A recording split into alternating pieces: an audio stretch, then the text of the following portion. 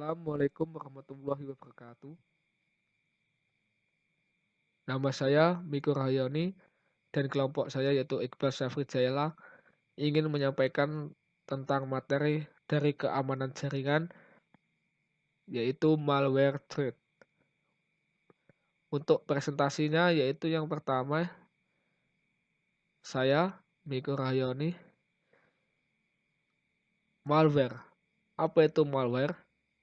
Malware termasuk ke dalam jenis cyber sabotage dan extortion, yaitu kejahatan yang dilakukan dengan membuat gangguan, perusakan atau penghancuran terhadap suatu data, program komputer atau sistem jaringan komputer yang terhubung dengan internet. Berikut penjelasan tentang malware. Pengertian malware. Malware adalah singkatan dari malicious software, adalah sebuah program atau software jahat menyusup ke dalam sistem komputer lalu mengakibatkan sebagai kerugian pada pengguna komputer. Untuk sejarah awal malware yaitu terjadi pada tahun 1949. Von Neumann menemukan teori self-reproducing automata, di mana dia mempresentasikan untuk pertama kalinya kemungkinan mengembangkan program pengganda kecil yang mampu mengendalikan program lain. Dapat dibayangkan apabila cara ini digunakan untuk tujuan tidak baik seperti virus komputer, program yang menggandakan diri sebanyak mungkin sehingga mampu meningkatkan populasi secara eksponensial. Malware istilahnya adalah istilah umum yang mendefinisikan sebagai macam perangkat lunak yang berpotensi berbahaya. Perangkat lunak berbahaya ini dirancang khusus untuk mendapatkan akses ke mesin target, mencuri informasi, dan merusak sistem target. Perangkat lunak apapun yang memiliki niat jahat seperti merusak, menonaktifkan, atau membatasi kontrol dari pemilik yang sah dan memberikan kontrol sistem target kepada pengembang malware atau penyerang, atau niat jahat lainnya dapat dianggap sebagai malware. Malware dapat diklasifikasikan menjadi berbagai jenis termasuk virus, worm, keylogger, spyware, trojan, ransomware, dan perangkat lunak berbahaya lainnya. Malware adalah masalah yang paling kritis menonjol dan muncul saat ini. Perangkat lunak berbahaya yang diklasifikasikan sebagai virus dan worm memiliki beberapa teknik lama, sedangkan malware memiliki beberapa teknik baru yang membuatnya lebih berbahaya. Untuk malware propagation way atau jalan masuknya malware, yaitu sebagai berikut. Ada berbagai cara malware dapat masuk ke sistem. Pengguna harus berhati-hati saat berinteraksi dengan metode ini. Beberapa metode berikut yang populer digunakan untuk penyebaran malware adalah: yang pertama, perangkat lunak gratis. Sebagian besar berisi perangkat lunak dan aplikasi tambahan yang mungkin dimiliki oleh organisasi penawaran yang dibandel nanti oleh pihak ketiga manapun untuk menyebarkan perangkat lunak berbahaya ini. Contoh paling umum dari software gratis adalah seperti mendownload file crack yang biasanya berisi software berbahaya tambahan atau terkadang hanya berisi malware. Yang kedua yaitu layanan berbagi file. Layanan berbagi file seperti torrent dan layanan berbagi file peer-to-peer mentransfer file dari banyak komputer. Selama transfer file dapat terinfeksi atau file yang terinfeksi juga dapat ditransfer dengan transfer karena mungkin ada komputer yang memiliki kebijakan keamanan rendah atau tidak ada. Yang ketiga, removable media. Malware juga dapat menyebar melalui media yang dapat dilepas seperti USB. Berbagai malware media lepas pasang yang canggih diperkenalkan yang dapat menyebar melalui area storage di USB serta melalui firmware yang tertanam di perangkat keras. Selain USB, hard disk eksternal, CD, DVD juga dapat membawa malware bersama mereka. Selanjutnya, komunikasi email. Dalam sebuah organisasi, komunikasi email adalah cara komunikasi yang paling populer digunakan. Perangkat lunak berbahaya dapat dikirim melalui pelampiran email yang berisi URL berbahaya. Selanjutnya, tidak menggunakan firewall dan antivirus. menonaktifkan security firewall dan program antivirus atau tidak menggunakan perangkat lunak keamanan internet juga dapat memungkinkan perangkat lunak berbahaya tersebut diunduh pada sistem. Antivirus dan keamanan internet firewall dapat memblokir perangkat lunak berbahaya agar tidak mengunduh secara otomatis dan memberi peringatan setelah terdeteksi. Jenis-jenis malware. Yang pertama, virus. Inilah istilah yang sering dipakai untuk seluruh jenis perangkat lunak yang mengganggu komputer. Bisa jadi karena inilah tipe malware pertama yang muncul. Virus bisa bersarang di banyak tipe file, tapi boleh dibilang target utama virus adalah file yang bisa dijalankan seperti Excel, COM, dan VBS, yang menjadi bagian dari suatu perangkat lunak. Bot sektor juga sering dijadikan sasaran virus untuk bersarang. Beberapa file dokumen juga bisa dijadikan sarang oleh virus. Penyebaran ke komputer lain dilakukan dengan bantuan pengguna komputer. Saat file yang terinfeksi dijalankan di komputer lain, kemungkinan besar komputer lain itu akan terinfeksi pula. Virus mencari file lain yang bisa diserangnya dan kemudian berserang di sana. Bisa juga virus menyebar melalui jaringan peer-to-peer yang sudah tak asing digunakan untuk orang untuk berbagi file. Yang kedua, worm. Worm alias cacing, begitu sebutannya. Kalau virus bersarang pada suatu program atau dokumen, cacing-cacing ini tidak demikian.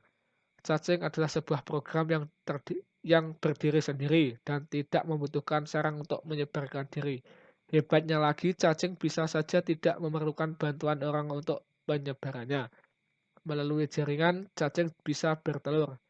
Di komputer-komputer yang terhubung dalam suatu kerapuan atau vulnerability dari suatu sistem, biasanya sistem operasi. Setelah masuk ke dalam suatu komputer, worm memodifikasi beberapa pengaturan di sistem operasi agar tetap hidup. Minimal ia memasukkan diri dalam proses boot suatu komputer. Lainnya mungkin mematikan akses ke situs antivirus, menonaktifkan fitur keamanan di sistem, dan tindakan lain. Yang ketiga, Webbit. Istilah ini mungkin asing, tapi memang ada malware tipe ini. Seperti worm, Webbit tidak membutuhkan suatu program dan dokumen untuk bersarang. Tetapi berbeda dengan worm, yang menyebarkan diri ke komputer lain menggunakan jaringan, Webbit menggandakan diri secara terus-menerus di dalam sebuah komputer lokal dan hasil penggandaan itu akan menggerogoti sistem. Kinerja komputer akan melambat karena Webbit memakan sumber data yang lumayan banyak. Selain memperlambat kinerja komputer karena penggunaan sumber daya itu, Webbit bisa diprogram untuk memiliki efek samping yang efeknya mirip dengan malware lain. Kombinasi-kombinasi malware seperti inilah yang bisa sangat berbahaya. Yang keempat yaitu keylogger. Hati-hati kalau berinternet di warnet. Bisa saja pada komputer di warnet itu diinstal suatu perangkat lunak yang dikenal dengan istilah keylogger yang mencatat semua tekanan tombol keyboard. Catatan yang disimpan dalam suatu file yang bisa dilihat kemudian itu lengkap. Di dalamnya bisa terdapat informasi seperti aplikasi tempat penekanan tombol dilakukan dan waktu penekanan. Dengan cara ini, seseorang bisa mengetahui username, password, dan berbagai informasi lain yang dimasukkan dengan cara pengetikan. Pada tingkat yang lebih canggih, keylogger mengirimkan log yang biasanya berupa file teks itu ke seseorang. Tentu saja itu dilakukan tanpa sepengetahuan si korban. Pada tingkat ini pula, keylogger bisa mengaktifkan diri ketika pengguna komputer melakukan tindakan tertentu. Misalnya begini, ketika pengguna komputer membuka situs e-banking, keylogger aktif dan mencatat semua tekanan pada keylogger aktif dan mencatat semua tekanan pada keyboard aktif dan mencatat semua pada keyboard di situs itu dengan harapan nomor PIN dapat dicatat. Keylogger ini cukup berbahaya karena secanggih apapun enkripsi yang diterapkan oleh suatu website, password tetap dapat diambil atau dibobol. Pasalnya, password itu diambil sebelum sempat dienkripsi oleh sistem. Jelas dong, keylogger merekam sesaat setelah password diketikkan dan belum diproses oleh sistem. Yang kelima yaitu browser hijacker. Browser hijacker mengarahkan browser yang seharusnya menampilkan situs yang sesuai dengan alamat yang dimasukkan ke situs lain. Itu contoh paling parah dari gangguan yang disebabkan oleh browser hijacker. Contoh lain yang bisa dilakukan oleh pembajak ini adalah menambahkan bookmark, mengganti homepage, serta mengubah pengaturan browser. Bicara mengenai browser di sini, boleh yakin 100% browser yang dibicarakan adalah Internet Explorer. Selain karena Internet Explorer adalah buatan Microsoft, raksasa penghasil perangkat lunak yang diproduksi sering dijadikan sasaran serangan cracker. Internet Explorer adalah browser yang paling banyak digunakan orang berinternet. Tak heran Internet Explorer telah menyatu dengan Windows, sistem operasi milik Microsoft yang juga banyak diserbu oleh cracker. Yang keenam, Trojan Horse atau kuda Trojan adalah malware yang seolah-olah merupakan program yang berguna, menghibur dan menyelamatkan, padahal di balik itu ia merusak.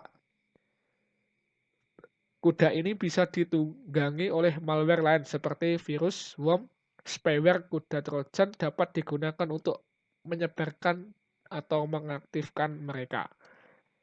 Yang ketujuh, spyware.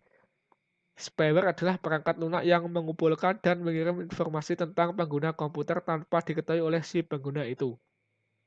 Informasinya bisa yang tidak terlampau berbahaya, seperti pola komputer, terutama berinternet seseorang, sampai yang berbahaya seperti nomor kartu kredit, PIN untuk perbankan elektronik atau e-banking, dan password suatu account. Informasi tentang pola berinternet telah disebutkan tidak terlampau berbahaya. Situs yang dikunjungi, informasi yang kerap dicari, obrolan di ruang chat akan dimata-matai oleh si spyware. Selanjutnya, informasi itu digunakan untuk menampilkan iklan yang biasanya berupa jendela pop-up. Iklan itu berhubungan dengan kebiasaan seorang berinternet. Misalnya, kerap kali seseorang mencari informasi mengenai kamera digital. Jendela pop-up yang muncul akan menampilkan, misalnya situs yang berdagang kamera digital. Adware adalah istilah untuk spyware yang begini. Penyebaran spyware mirip dengan Trojan. Contohnya FlashGate. Ketika FlashGate yang dipakai belum diregister, FlashGate tertindak sebagai spyware. Coba saja hubungkan diri ke internet. Jalankan FlashGate yang belum diregister. Cuekan komputer beberapa saat, pasti muncul jendela Internet Explorer yang menampilkan iklan suatu situs. Yang kedelapan, backdoor. Berdasarkan cara kerja dan perilaku penyebarannya, malware ini dapat dibagi menjadi dua bagian. Yang pertama mirip dengan Trojan. Mereka secara manual dimasukkan ke dalam suatu file program yang meningkat lunak, yang suatu program pada perangkat lunak yang kemudian ketika perangkat lunak tersebut diinstal mereka menyebar. Yang kedua mirip dengan bom. Backdoor dalam kelompok ini dijalankan sebagai bagian dari proses root. Backdoor mampu mengacaukan lalu lintas jaringan, melakukan brute force untuk meng-crack password dan enkripsi, dan mendistribusikan serangan Distributed Denial of Service atau DDoS. Yang kesembilan, dealer. Andai kata komputer yang digunakan tidak ada hujan atau badai, berusaha menghubungkan diri ke internet padahal tidak ada satupun perangkat lunak yang dijalankan membutuhkan koneksi, maka layaklah bercuriga. Komputer kemungkinan telah terjangkit oleh malware yang terkenal dengan istilah dealer. Dealer menghubungkan komputer ke internet guna mengirimkan informasi yang didapat oleh keylogger, spyware atau malware lain ke seseorang yang memang bertujuan demikian. Dia adalah penyedia jasa teleponlah yang paling diuntungkan dengan dealer ini. Itulah untuk jenis-jenis malware yang diketahui. Selanjutnya, cara penyebaran malware pada komputer. Yang pertama yaitu sebagian besar malware menginfeksi korban melalui flash disk dan autoron.inv-nya. Tetapi dengan perkembangan internet akhir-akhir ini, maka ditemukan banyak sekali malware yang menginfeksi korban melalui jaringan. Contohnya yaitu download atau configure. Yang paling mudah dilakukan adalah melalui email dengan link atau attachment yang telah disisipi malware. Serangan melalui email yang dilakukan terhadap target yang spesifik disebut juga spear phishing. Yang ketiga yaitu melakukan eksploitasi terhadap vulnerability operating system atau suatu software atau aplikasi. Daftar vulnerability ini dapat dilihat di exploit mendi usvdb.org, kemudian CVE Mitre, atau kalau di Indonesia yaitu ada exploit ID. Yang keempat, melalui file-file flash alias video atau animasi di sesuatu website. Hal ini terjadi karena adanya vulnerability pada Adobe Flash Player yang terus-menerus ditemukan. Yang kelima, melalui file-file dokumen seperti PDF, Word, Excel, PowerPoint, dan sebagainya. Adobe menjadi sasaran yang paling sering dieksploitasi oleh para pembuat malware pada saat ini. Yang keenam, dari software bajakan, terutama game yang disertai dengan sebuah crack atau keygen atau key generator. Yang ketujuh, dari software palsu atau disebut sebagai rogue software, kebanyakan menyamar sebagai antivirus palsu. Kemudian yang kedelapan, melalui peer-to-peer atau file sharing semacam torrent, fuzz, dan sebagainya. Yang kesembilan, dari situs palsu atau disebut juga website phishing yang kalau diakses tampak seperti aslinya padahal situs tersebut hanya menyimpan username dan password Anda kemudian melanjutkannya ke situs tujuan asli. Yang ke-10 yaitu melalui link situs yang telah disusupi dengan malware. Biasanya setelah link tersebut diklik ada sebuah pertanyaan yang menyertainya. Itulah penyebaran malware pada komputer. Kemudian untuk cara mencegah komputer agar tidak terkena malware. Yang pertama yaitu pasang program keamanan atau antivirus. Memasang program keamanan seperti antivirus, anti-rootkit, malware removal, dan lain-lain sangatlah penting untuk menghindari komputer terserang oleh serangan malware yang jahat, terutama bagi pengguna sistem operasi Windows yang terkenal dengan banyaknya virus yang menyebar. Yang kedua yaitu Windows Defender. Jika belum sempat memasang program antivirus, maka bisa menggunakan program keamanan bawaan Windows yaitu Windows Defender. Yang ketiga, lakukan update program keamanan atau antivirus secara berkala.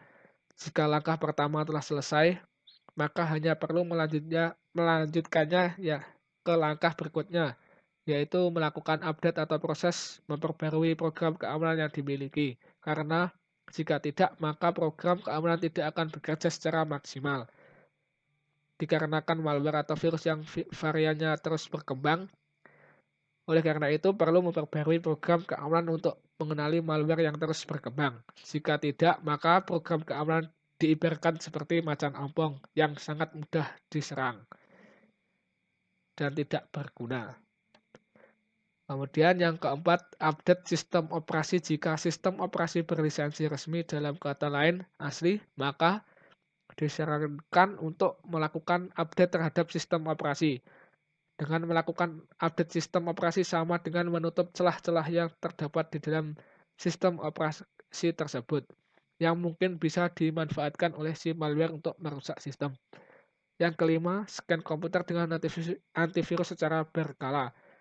Jika komputer telah terpasang program antivirus dan terupdate, biasakan untuk melakukan scan atau pemindaian komputer secara rutin. Ditakutkan ada malware yang berhasil menembus program antivirus dan masuk ke sistem komputer Anda secara tidak diketahui. Lakukanlah pemindaian minimal 1 bulan sekali. Yang keenam, jangan sembarangan memasukkan flash disk. Salah satu media penyebaran paling ampuh malware atau virus saat ini adalah flash disk. Karena itu, janganlah sembarangan memasukkan flash disk ke dalam komputer untuk mencegah penyebaran malware. Maka itu disarankan untuk melakukan pemindaian terhadap flash disk yang dicolokkan ke komputer dengan program antivirus. Yang ketujuh, matikan fitur auto run. Mematikan fitur auto run pada Windows merupakan salah satu mencegah penyebaran malware. Dikarenakan kebanyakan malware saat ini memanfaatkan fitur untuk mengeksekusi dirinya sendiri secara otomatis. Selanjutnya yaitu tanda kehadiran malware. Yang pertama, PC selalu crash. Kesalahan sistem atau sistem error berefek sama buruknya dengan virus karena dapat memaksa Windows mogok bekerja. Akibatnya, muncul laporan file-file yang hilang atau rusak, sistem hang, bahkan PC yang merestart sendiri.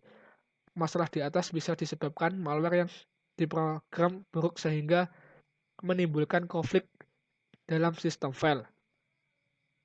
Apabila Anda baru menginstal program baru, bisa jadi program inilah biang keroknya. Namun solusi install tidak selalu mengatasi karena sering ada bagian file atau entry register yang tertinggal. Utility pembersih CCleaner atau mesin waktu Windows, yaitu sistem restore, mungkin dapat mengatasinya. Yang kedua, anomali lalu lintas internet, yaitu adanya lalu lintas data aktif via jaringan atau koneksi internet yang dilihat melalui Windows Task Manager in-network bisa menjadi indikasi adanya malware. Sekarang ini semakin jarang malware yang hanya merusak sistem file. Lebih banyak yang mengirim data pengguna ke pembuat virus, mendownload malware lain dari internet, atau mengirim spam dari PC Anda. Yang ketiga yaitu PC menjadi lumpuh.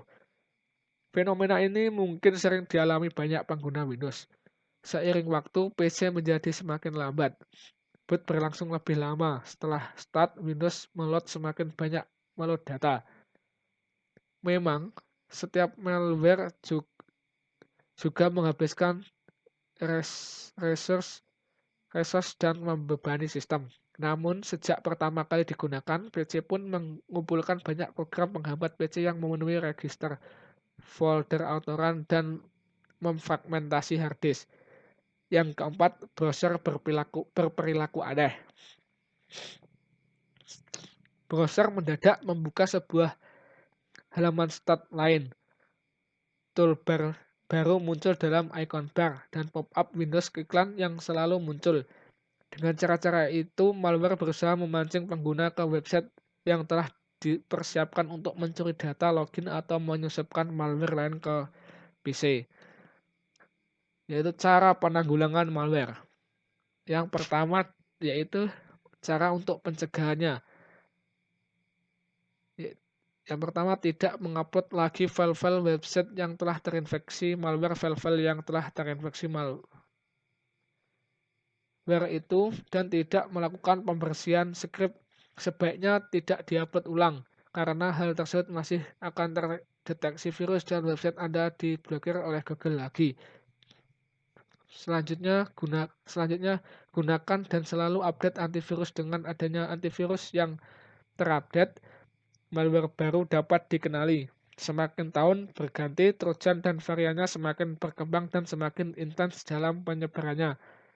Karena itu, sebaiknya lengkapi PC atau laptop Anda dengan update info-info terkini. Tidak perlu tahu terlalu mendetail, cukup mengenal secara general dan mengerti tren penyebaran. Selanjutnya, ubah password. Malware mungkin sudah mengetahui password Anda. Sebaiknya password diubah secara berkala. Password tersebut meliputi password akun Windows, password email, FTP, administrator website, cPanel, dan lain-lain. Selanjutnya yaitu untuk penjagaannya, update perangkat lunak. Update perangkat lunak, apalagi sistem operasi, akan menutup celah keamanan. Celah yang tadinya bisa digunakan malware untuk masuk bisa ditutupi. Pada saat ini, kebanyakan sistem operasi dan perangkat lunak telah menyediakan fasilitas update secara otomatis. Yaitu yang selanjutnya, yang kelima, yaitu melakukan filter atas informasi dan data yang diterima. Dunia internet yang amat luas memungkinkan informasi mengalir demikian cepat, melompati batas-batas negara dan perundangan. Tapi tidak semua informasi dan data dapat dipercaya. Banyak hoax di mana-mana. Gunakan selalu akal sehat, rasio, dan pemikiran yang matang ketika melakukan identifikasi atau justifikasi. Kumpulkan data sebanyak mungkin lalu bandingkan objek seobjektif mungkin. Selanjutnya, gunakan anti-spyware. Spyware merupakan turunan dari adware yang memantau kebiasaan pengguna dalam melakukan perjalanan atau penjelajahan internet dan pada umumnya bisa berupa virus. Selanjutnya, backup file. Backup file ke media lain seperti CD, DVD, atau harddisk eksternal sehingga data tak akan terganggu meskipun komputer terserang malware. Yang kedua yaitu cara mengatasi komputer yang terkena malware. Dengan cara yang pertama yaitu scan penuh komputer dengan program antivirus. Jika komputer terserang oleh malware, maka yang harus dilakukan adalah memindai seluruh komputer dengan program antivirus yang Anda miliki. Dan mudah-mudahan program antivirus bisa memulihkan keadaan. Selanjutnya, update antivirus dan lakukan scan penuh. Jika cara pertama tidak berhasil, mungkin saja program antivirus belum terupdate atau terbarui, sehingga program antivirus tidak mengenali varian virus tersebut. Jika komputer terhubung dengan jaringan internet, maka hanya tinggal mengupdate program antivirus secara otomatis. Namun, jika tidak mempunyai koneksi internet, maka perlu mendownload database definition secara manual dari situs antivirusnya dan memperbaruinya secara manual. Agar program antivirus mengenali varian virus terbaru, lalu apabila proses update telah berhasil, matikan koneksi internet Anda jika terhubung dan lakukan scan penuh terhadap komputer. Selanjutnya yang ketiga, scan via safe mode. Apabila komputer tidak bisa membuka program antivirus karena telah diblokir oleh virus, maka yang perlu dicoba adalah masuk ke dalam safe mode. Dengan cara merestart komputer lalu menekan tombol F8 pada saat booting sehingga muncul pilihan safe mode. Langkah selanjutnya adalah membuka program antivirusnya dan berharap antivirusnya bisa dibuka dan juga virusnya tidak aktif di safe mode. Lalu melakukan scan penuh terhadap komputer. Yang keempat yaitu gunakan program antivirus portable. Namun jika langkah di atas tidak berhasil, virus masih tetap aktif pada safe mode. Mungkin Anda perlu menggunakan program antivirus yang sifatnya portable, yang dimana program tersebut tidak perlu diinstal ke dalam komputer, hanya perlu dijalankannya dan melakukan scan terhadap komputer Anda dan berharap masalah selesai. Yang kelima, hapus virus lewat live CD.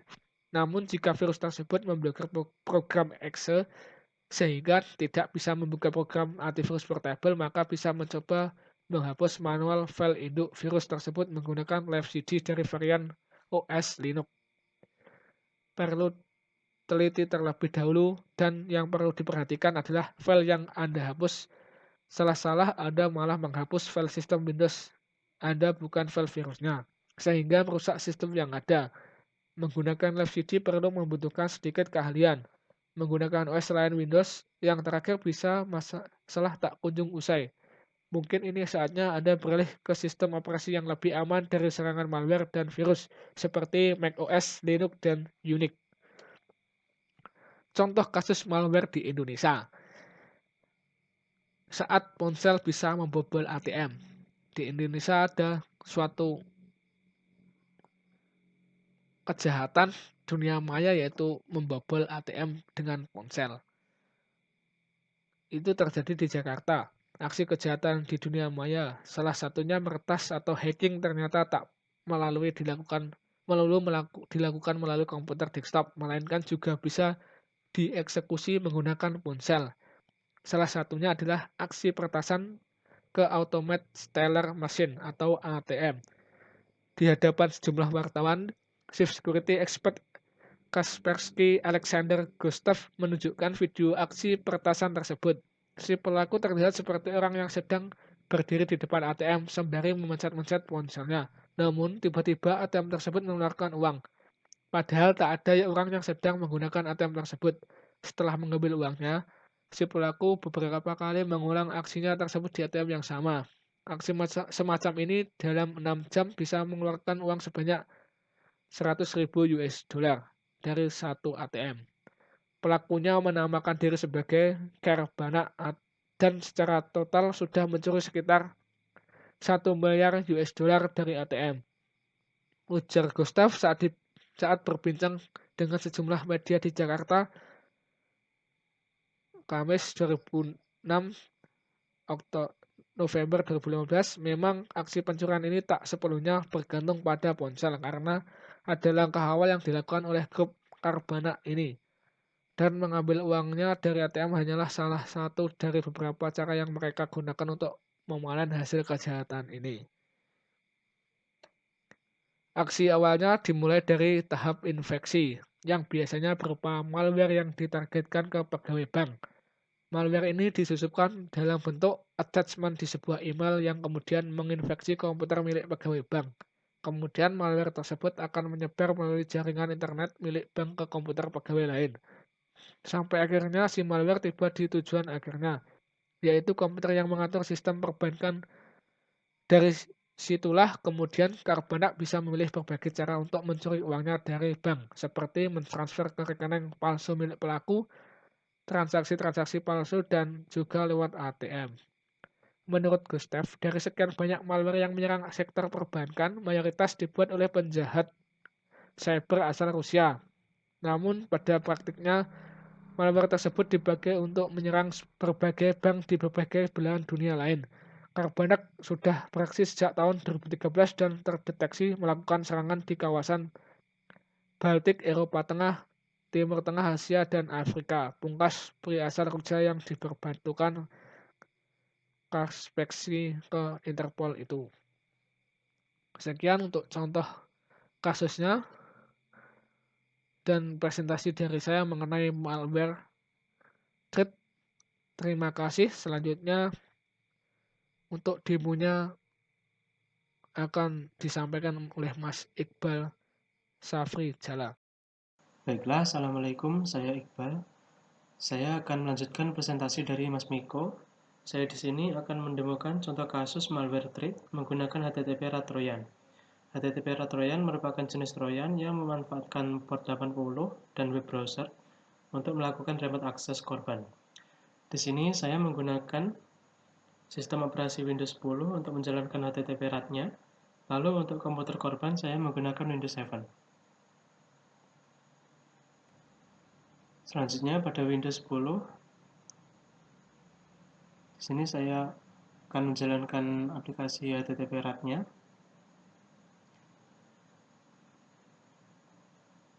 Untuk konfigurasi HTTP Rat-nya, di sini kita bisa hilangkan centang untuk notifikasi bersama IP ke alamat email. Lalu untuk server portnya, kita gunakan port yang tidak digunakan.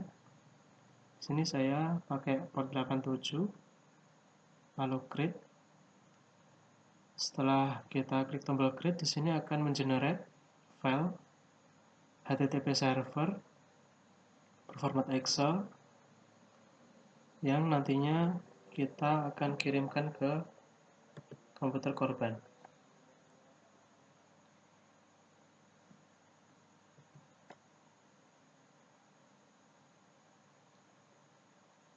Oke, lalu kita akan coba jalankan ke komputer korban.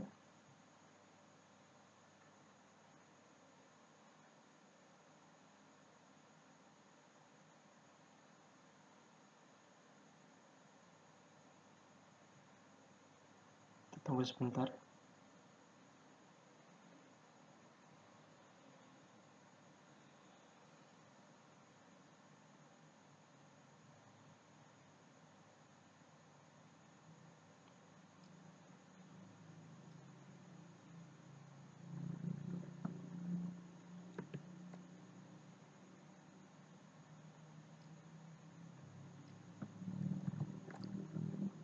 Oke, setelah itu kita jalankan.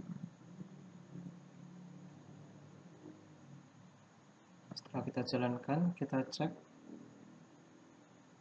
pada task manager. Di sini sudah berjalan file yang kita buat di HTTP Ratroyan tadi. Setelah itu kita kembali pada Windows 10. Lalu kita cek IP korban pada browser. Oh ya, di sini untuk komputer korban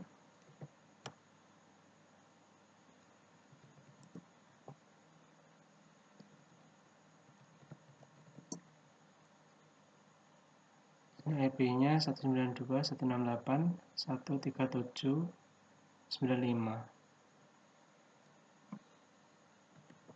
Kita jalankan pada Windows 10.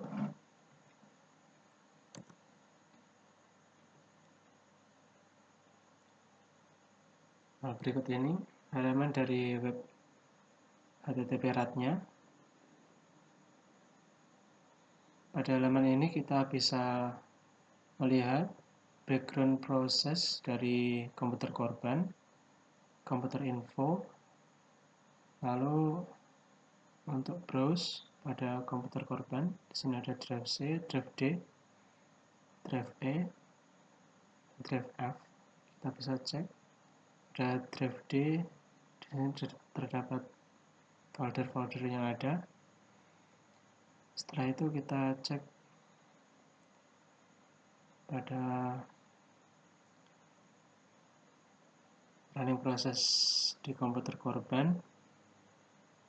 Di sini sebagai contoh kita tadi menjalankan cmd, kita bisa kill juga. Setelah itu kita cek pada Windows 7. Di sini cmd-nya sudah tidak berjalan.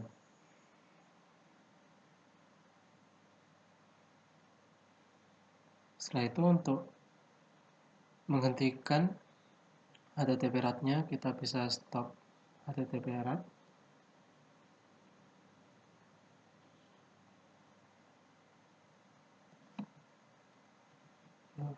Kita bisa refresh browsernya.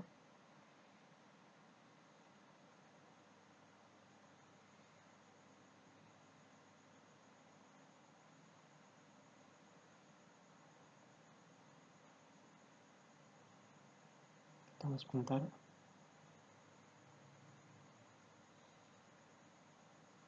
Oke, di sini koneksinya sudah terputus.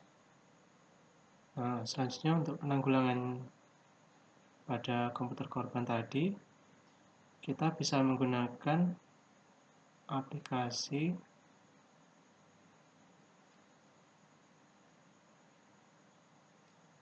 Kurports. Kurports ini kita bisa cari pada browser, kita bisa download gratis. Nah, di sini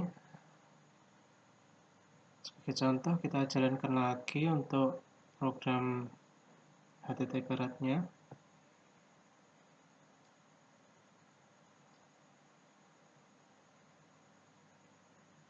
Setelah itu kita cek. Di sini HTTP servernya sudah berjalan. Setelah itu pada aplikasi Kurportnya tadi, ini gunanya untuk memantau proses-proses apa saja yang berjalan pada komputer kita. Lalu untuk HTTP servernya tadi, di sini untuk detailnya,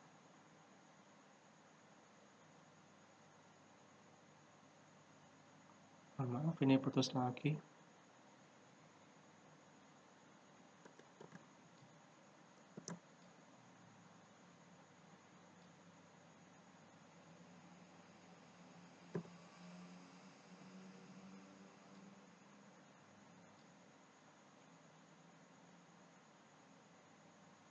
Nah, ini untuk detail HTTP servernya tadi, terdapat protokolnya TCP, local portnya 80 yang dijalankan untuk HTTP di browser. Setelah itu kita bisa cek detailnya, ada properties, ini listening, Lalu local portnya 80. Setelah itu kita cek HTTP server. Kita coba lagi untuk menjalankan pada Windows 10-nya tadi. Nah, di sini koneksinya masih berjalan. Selanjutnya pada komputer korban, di sini pada aplikasi core portnya kita bisa kill HTTP server yang telah kita jalankan tadi.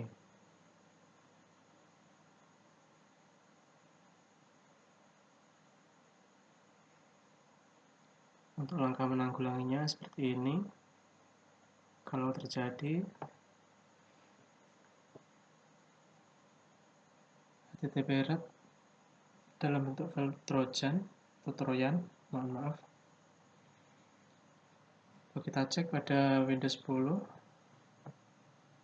kita refresh.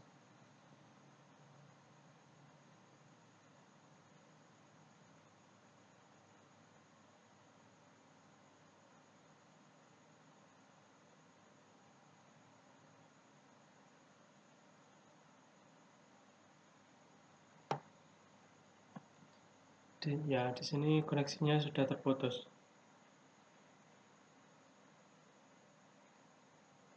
Jadi untuk aplikasi CureParts ini fungsinya adalah